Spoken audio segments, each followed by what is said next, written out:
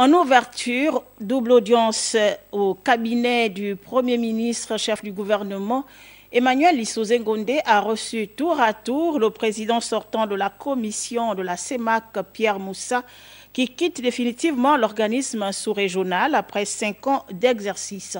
Puis le ministre congolais du Travail et de la Sécurité sociale, venu s'imprégner de l'expérience gabonaise en matière de couverture maladie universelle. Compte rendu presse primature, Bertheline Bengon, Alain-Serge Eyene et Patrick Demabio Mabika.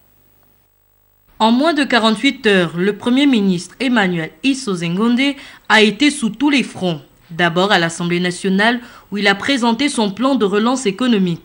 Aujourd'hui, il a eu un double entretien avec notamment le ministre congolais du Travail et de la Sécurité sociale en mission à Libreville pour renforcer le partenariat existant entre les deux parties autour des mécanismes de fonctionnement du système de la CNAM-GS. Le Gabon a eu l'avantage de disposer depuis 10 ans d'une structure qui marche très bien et le Congo, dans la mise en œuvre de la sienne, qui se fait maintenant, est venu donc s'inspirer de cette expérience.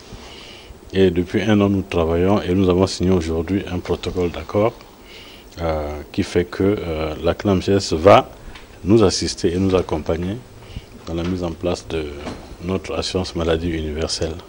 Pour sa part, le président sortant de la CEMAC, Pierre Moussa, qui quitte définitivement l'organisme sous-régional après 5 ans d'expérience, a tenu à remercier le chef du gouvernement pour les appuis multiformes des autorités gabonaises à la CEMAC.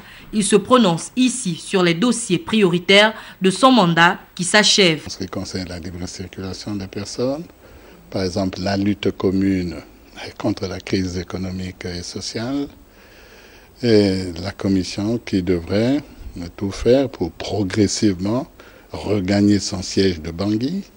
Le chef d'État avait adopté aussi un important programme d'investissement appelé Plan opérationnel du programme économique régional 2017-2021, n'est-ce pas, qui est un programme dédié à la construction des infrastructures communautaires, donc pour accélérer l'intégration physique et l'intégration commerciale.